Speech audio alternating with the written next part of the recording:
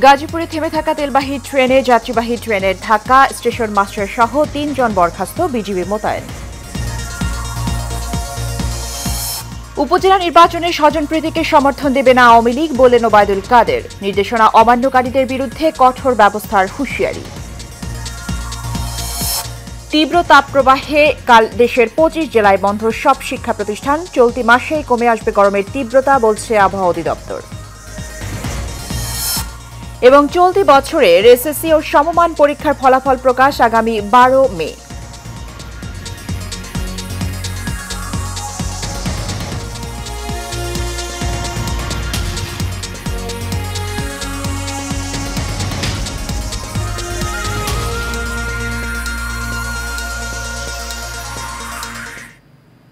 স্বাগত এশিয়ান নিউজে।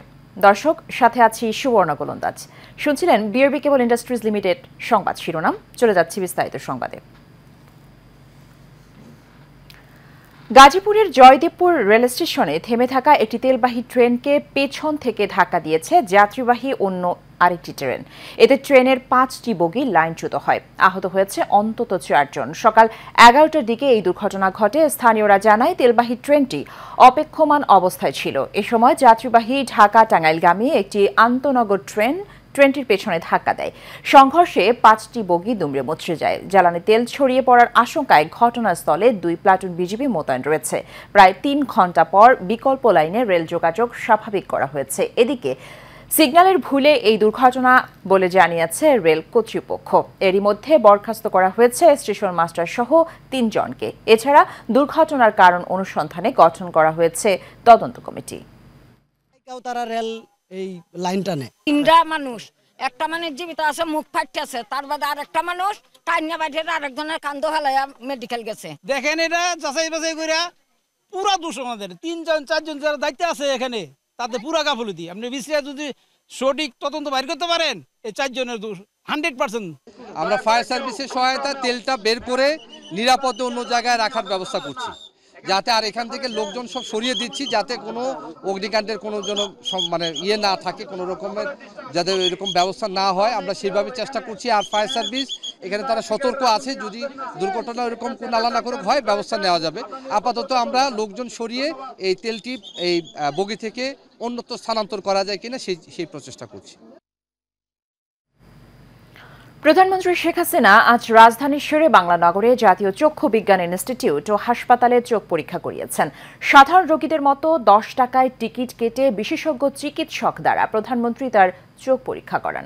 এ সময় প্রধানমন্ত্রীর সাবেক স্বাস্থ্য উপদেষ্টা ও বাংলাদেশ মেডিকেল রিসার্চ কাউন্সিলের চেয়ারম্যান ডাক্তার সৈয়দ মোদাচ্ছের আলী, জাতীয় চক্ষু বিজ্ঞান ইনস্টিটিউট ও হাসপাতালের পরিচালক অধ্যাপক ডাক্তার গোলাম মোস্তফা ও বঙ্গবন্ধু শেখ মুজিব মেডিকেল বিশ্ববিদ্যালয়ের উপাচার্য ও চক্ষুরোগ বিশেষজ্ঞ অধ্যাপক ডাক্তার দীন মোহাম্মদ নুরুল হক সঙ্গে ছিলেন।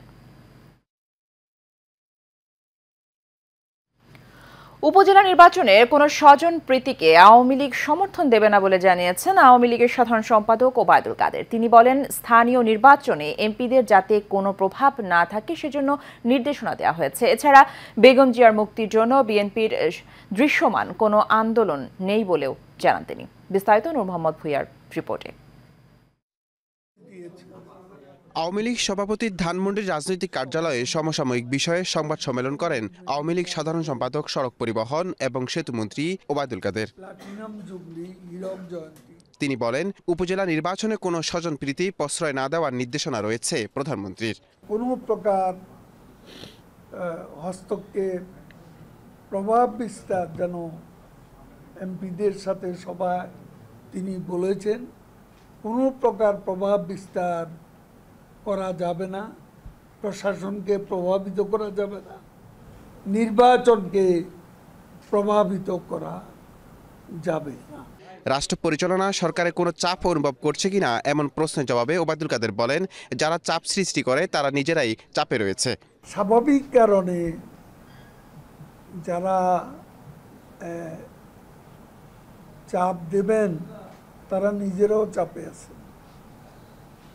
তারা নিজেরাও যথেষ্ট চাপে আছে। কারণ আরব বসন্তের স্পর্শ আটলান্টিকের ওপারে গিয়েও লেগেছে। বেগম জিয়ার বর্তমান অবস্থার জন্য বিএনপি নেতাদের ব্যর্থতাই দায়ী বলে মন্তব্য করেন আওয়ামী লীগ সাধারণ সম্পাদক। বা তারা রাজপথে এমন কোনো দৃষ্টান্ত তারা স্থাপন করতে পারেননি যে বেগম জিয়ার মুক্তির দাবিতে একটা দেখার মতো একটা বিক্ষোভ মিছিলও তারা করতে ব্যর্থ হয়েছে। আগুন সন্ত্রাসের আন্দোলনের কারণেই বিএনপি জনগণ থেকে বিচ্ছিন্ন হয়ে পড়েছে, যার ফলে নেতাকর্মীরা হতাশায় নিমজ্জিত বলেও মনে করেন ওবায়দুল কাদের। আন্দোলন কোনোদিন সফল হতে পারে। নূর মোহাম্মদ ভূঁইয়া, এশিয়ান টেলিভিশন, ঢাকা। নিজেরাই এখন উপজেলা নির্বাচনে নির্দেশ মানছেন না আওয়ামী লীগের মন্ত্রী এমপিরা, নিয়ম ভঙ্গ করছেন নিজ পছন্দের প্রার্থীকে সমর্থন দিয়ে। এ নিয়ে ক্ষুব্ধ সাধারণ প্রার্থীরা। দলীয় প্রার্থী হওয়ায় অনেকের অভিযোগ উপজেলার নিজ প্রার্থীর পক্ষে কাজ করছেন স্থানীয় এমপিরা। তবে আওয়ামী লীগের শীর্ষ নেতারা বলছেন এ নিয়ে দলীয় হাইকমান্ডের নির্দেশনায় অটুট থাকবে দল। মন্ত্রী বা এমপি একক প্রার্থীকে সমর্থন দিলে আসতে পারে কঠোর ব্যবস্থা। বিস্তারিত নূর মোহাম্মদ ভূঁইয়ার বিশেষ রিপোর্টে। দ্বাদশ জাতীয় সংসদ নির্বাচনের পর স্থানীয় সরকারের বড় নির্বাচন অনুষ্ঠিত হতে যাচ্ছে উপজেলায়।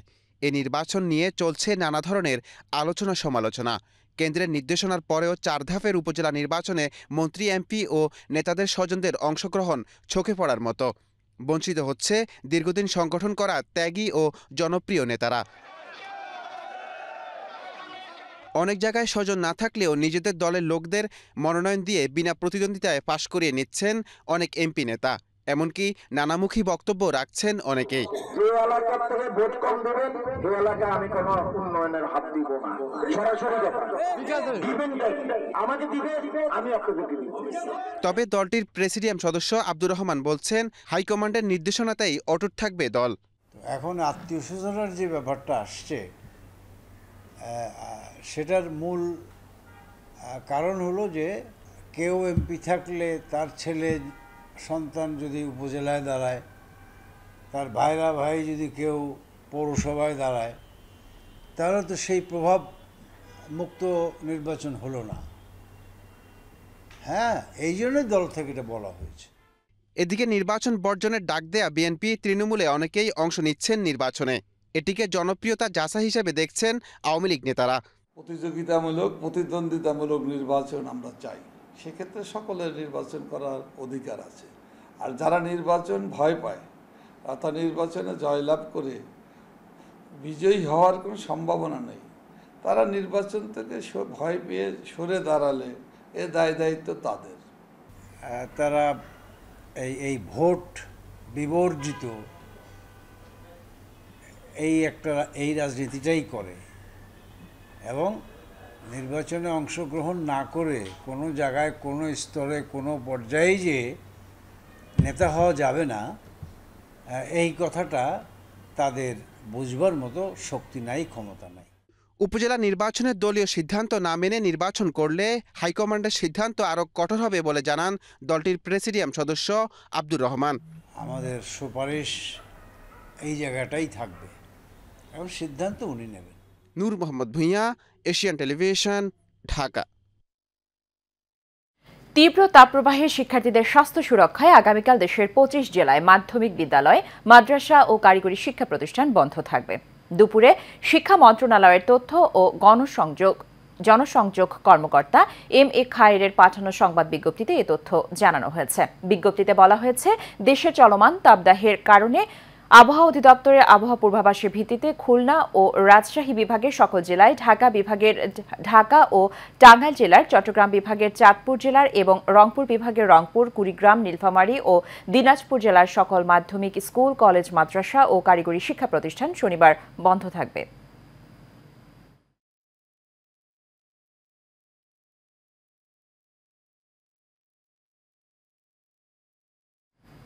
এপ্রিল মাস জুড়ে চলমান তাপপ্রবাহের তীব্রতা কমে আসবে বলে জানিয়েছে আবহাওয়াবিদ খন্দকার মোহাম্মদ হাফিজুর রহমান। সকালে আবহাওয়ার পূর্বাভাসে নিয়মিত সংবাদ সম্মেলনে এসব কথা বলেন তিনি। এ সময় এ মাসে অতিবৃষ্টির সম্ভাবনা নেই জানিয়ে আবহাওয়াবিদ বলেন, 3 থেকে 5টি শিলাবৃষ্টি ও 1 থেকে 2টি মাঝারি বৃষ্টি হতে পারে। কাউসার আহমেদের রিপোর্টে বিস্তারিত। জনজীবনে কিছুটা স্বস্তি বয়ে এনেছে বৃহস্পতিবার রাতের বৃষ্টি। সেই সাথে স্বস্তির খবর দিয়েছে আবহাওয়া অধিদপ্তরও। চলমান তাপপ্রবাহ চলতি মাসের 6 তারিখের পর থেকে কিছুটা প্রশমিত হবে। এর সাথে বৃষ্টিপাতের পরিমাণও বাড়বে বলে জানান আবহাওয়াবিদ খন্দকার মোহাম্মদ হাফিজুর রহমান। এখন পর্যন্ত যেটা দেখা যাচ্ছে এপ্রিলের মতো হ্রাস হওয়ার সম্ভাবনা কম। তার কারণে আমরা দেখছি 6 তারিখ থেকে একটা বৃষ্টিপাতের আছে এবং বৃষ্টিপাতের মানুষের মধ্যে অনেকটা স্বস্তি ফিরে আসবে এবং এই মাসে দিনের তাপমাত্রা স্বাভাবিক অপেক্ষা কিছুটা বেশি থাকতে পারে এবং রাতের তাপমাত্রা প্রায় স্বাভাবিক থাকতে পারে। তবে মে মাসে অতি তীব্র তাপপ্রবাহের সম্ভাবনা। জানান সিলেট, চট্টগ্রাম বিভাগ ও ঢাকা সহ পূর্বাঞ্চলের কিছু কিছু স্থানে দমকা বাতাস ও মাঝারি ও বজ্রবৃষ্টি হওয়ার সম্ভাবনা রয়েছে। মে মাসে সামগ্রিকভাবে 3 থেকে 5টি মৃদু কালবৈশাখী ঝড় সহ বৃষ্টি অথবা বজ্রসহ বৃষ্টিপাত হতে পারে।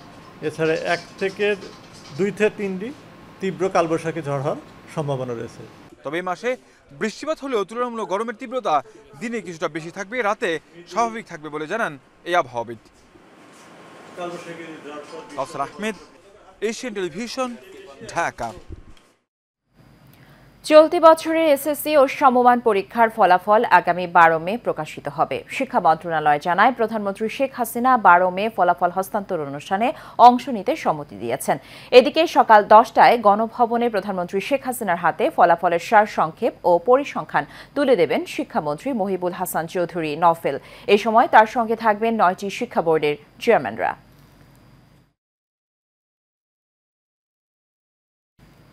কুরিয়ার প্রতিষ্ঠানগুলোতে পণ্য পরিবহনের পাশাপাশি ক্যাশ অন ডেলিভারি বা কন্ডিশনে পণ্য বেচাকেনা এখন জনপ্রিয় হয়ে উঠেছে। সম্প্রতি কুরিয়ার প্রতিষ্ঠানের এই সেবাকে কেন্দ্র করে গড়ে উঠেছে অসাধু চক্র। গ্রাহকের কাছ থেকে পণ্যের টাকা নিয়ে আত্মসাৎ করছে চক্রটি। এতে গ্রাহক ক্ষতিপূরণ পেলেও ক্ষতিগ্রস্ত হচ্ছে প্রতিষ্ঠানগুলো। বিস্তারিত জানাচ্ছেন আরফ ইসলাম হিমু। বেশ কয়েক বছর ধরেই পণ্য পরিবহনের পাশাপাশি কন্ডিশনে পণ্য বেচাকেনা করছে দেশের কুরিয়ার প্রতিষ্ঠানগুলো। এতে ব্যবসার ব্যাপ্তি যেমন বেড়েছে, তেমনি সারা দেশে গড়ে উঠেছে হাজারো সেবা শাখা। সম্প্রতি কুরিয়ারের কন্ডিশনে পণ্য ব্যবসাকে কেন্দ্র করে গড়ে উঠেছে একটি অসাধু চক্র। বিভিন্ন প্রতিষ্ঠানের নাম ব্যবহার করে গ্রাহকের কোটি কোটি টাকা হাতিয়ে নিচ্ছে এই অসাধু চক্রটি। আমাদের যে মালে যে ওই একটা রেট নাম্বার দিব, দেন ওই অফিসে যে এসে রিসিভারের ফোন দিয়ে কনফার্ম হয়ে এসে তারপরে মালটা আমরা ডেলিভারি করি। যেটা হচ্ছে কি একদম হারিয়ে যায়, মাল ভেঙে যায়, ফাইটা যায়, সেক্ষেত্রে কোম্পানি আমাদের এটা কোম্পানি থেকে ড্যামেজ দেয়। 5,41,675 টাকা শর্ট দাঁড়ায়, যাহা আমার ব্যক্তিগত কাজে খরচ করিয়েছে। এদিকে নিয়ম মেনে গ্রাহকের ক্ষতিপূরণ দিতে বাধ্য হয় কুরিয়ারগুলো। এতে ক্ষতিগ্রস্ত হচ্ছে প্রতিষ্ঠান। তবে ধরাছোঁয়ার বাইরেই থেকে যাচ্ছে প্রতারক চক্রটি। বড় বড় ব্রাঞ্চগুলি যেখানে বেশি টাকা লেনদেন হয়, সেই ব্রাঞ্চগুলিকে সে টার্গেট করে ওদের সাথে তার যোগসাজশ করে সে ওদেরকে দিয়ে এখন ওরা বড় বড় ফিগারের অঙ্ক তারা আমার টাকা নিয়ে যাইতেছে, প্রশাসনের কাছে বিচার চাইতেছে। অভিযোগ পেলে কুরিয়ার সার্ভিসে কর্মরত অসাধু চক্রের বিরুদ্ধে ব্যবস্থা নেওয়ার আশ্বাস প্রশাসনের। আরফ ইসলাম হিমু, এশিয়ান টেলিভিশন। কুষ্টিয়ার মিরপুরে খুলনাগামী মালবাহী ট্রেনের ধাক্কায় মাঝিহাট ক্যাম্পের আইসি সাইদুর রহমান নামের এক পুলিশ কর্মকর্তা নিহত হয়েছেন। দুপুরের দিকে মিরপুর উপজেলার কাঠদহর রেল গেটে এই ঘটনা ঘটে। নিহত পুলিশ কর্মকর্তা নড়াইল জেলার বাসিন্দা। পুলিশ জানায়, এসআই সাইদুর রহমান ইসলামী বিশ্ববিদ্যালয় ভর্তি পরীক্ষার ডিউটি শেষে মিরপুর উপজেলা মাঝিহাট পুলিশ ক্যাম্পের মোটরসাইকেল যোগে ফিরছিলেন। পথে কাঠদহর রেল গেটে পৌঁছানো মাত্রই অপরদিকে খুলনাগামী মালবাহী ট্রেনের ধাক্কা দিলে ঘটনাস্থলে তার মৃত্যু হয়। এই ঘটনায় তার পরিবারে নেমে এসেছে শোকের ছায়া। তীব্র তাপদাহ থেকে একটু স্বস্তি দিতে গাজীপুরের পথচারীদের মাঝে 20,000 স্যালাইন ও বিশুদ্ধ পানি বিতরণ করেছেন কৃষক লীগের উপদেষ্টা আলম আহমেদ। এ সময় উপস্থিত ছিলেন গাজীপুর জেলা পরিষদের চেয়ারম্যান মোতাহের হোসেন মোল্লা, কাপাসিয়া শাখার সভাপতি মাহবুবুল আলম বাবলু, সাধারণ সম্পাদক মনির হোসেন মোল্লা সহ অন্যান্য নেতৃবৃন্দ। এ সময় আলম আহমেদ বলেন, তীব্র তাপদাহ থেকে একটু স্বস্তি দিতে যতদিন তাপদাহ থাকবে ততদিন স্যালাইন ও বিশুদ্ধ পানি বিতরণ কার্যক্রম অব্যাহত থাকবে। গাছে গাছে ঝুলছে আম, কাঁঠাল, লিচু সহ অন্যান্য মৌসুমি ফল। কিছুদিন পরেই ক্রেতাদের চাহিদা মেটাতে এসব সুস্বাদু ফলের সমারোহ ঘটবে বাজারে, কিন্তু তার আগেই অপরিপক্ক আমে সয়লাভ যশোরের শার্শা উপজেলার বাগআচড়া বেলতলা আমবাজার। এক শ্রেণীর অসাধু ব্যবসায়ী অপরিপক্ক গোবিন্দভোগ ও হিমসাগর আম বাজারজাত শুরু করেছেন। প্রতিদিন হাজার হাজার মন আম বিক্রি করছেন দেশের বিভিন্ন এলাকা থেকে আসা আম ব্যবসায়ীদের কাছে, যা খেয়ে স্বাস্থ্য ঝুঁকিতে পড়ছেন দেশের বিভিন্ন এলাকার ক্রেতারা। শার্শা উপজেলার কৃষি কর্মকর্তা দীপক কুমার সাহা সরেজমিনে বিভিন্ন আড়তে গিয়ে আড়তদার ও ব্যবসায়ীদের সতর্ক করেছেন। পাশাপাশি ভবিষ্যতে এ ধরনের কাজ চলমান থাকলে আইনগত ব্যবস্থা গ্রহণের হুঁশিয়ারি দেন তিনি। আন্তর্জাতিক শ্রমিক দিবস উপলক্ষে চট্টগ্রাম মহানগরীর 10 নং উত্তর কাট্টলী ওয়ার্ড আওয়ামী লীগ, যুবলীগ, শ্রমিক লীগ ও ছাত্রলীগের যৌথ উদ্যোগে পথচারীদের মাঝে শরবত বিতরণ করা হয়েছে। সভায় সভাপতিত্ব করেন ওয়ার্ড আওয়ামী লীগের যুগ্ম আহ্বায়ক মোহাম্মদ ইকবাল চৌধুরী। ওয়ার্ড আওয়ামী লীগ নেতা মোহাম্মদ হারুনুর রশিদের পরিচালনায় বক্তব্য রাখেন হাজী আবুল কালাম আবু, মাস্টার মোহাম্মদ কামাল উদ্দিন, আবু সুফিয়ান, AHM আবুল খায়ের সহ আরও অনেকে।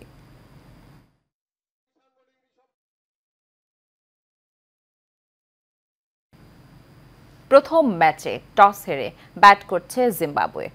চট্টগ্রামের জহুর আহমেদ চৌধুরী স্টেডিয়ামে টস জিতে ফিল্ডিংয়ের সিদ্ধান্ত নেন টাইগার অধিনায়ক শান্ত। এ ম্যাচে একাদশে আছেন সাইফুদ্দিন, তানজিদ হাসান তামিম ও রিশাদ হোসেন। এছাড়াও মাহমুদুল্লাহ, মেহেদী মিরাজ, লিটন দাসের মতো অভিজ্ঞতাদের নিয়ে মাঠে নেমেছে বাংলাদেশ। টি20 বিশ্বকাপকে সামনে রেখে এই সিরিজে টাইগারদের জন্য বেশ গুরুত্বপূর্ণ। 18 মাস পর দলে জায়গা পাওয়া সাইফুদ্দিনকে পরীক্ষা করে দেখবে দল। এই সিরিজের প্রথমে 3 ম্যাচে দলে রাখা হয়নি মুস্তাফিজ সাকিবকে, যার ফলে অন্যরা কেমন পারফরমেন্স করে তাও নজরে থাকবে ম্যানেজমেন্টের। মুস্তাফিজ না থাকায় তাসকিন শরীফুলরা কেমন করে সেই দিকেও নজর দিবে পেস বোলিং ডিপার্টমেন্ট।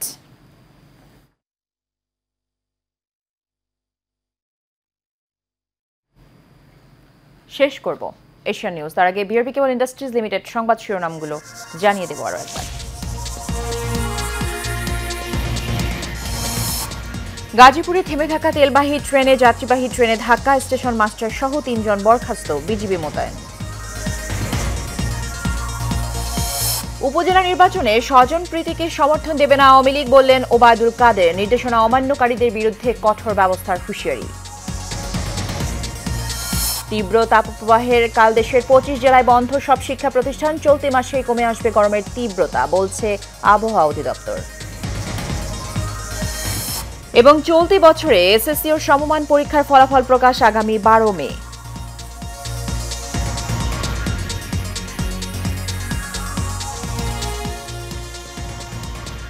এশিয়ান নিউজে পর্যন্তই। আমাদের পরবর্তী সংবাদ দেখার আমন্ত্রণ রইল। ধন্যবাদ সাথে থাকার জন্য।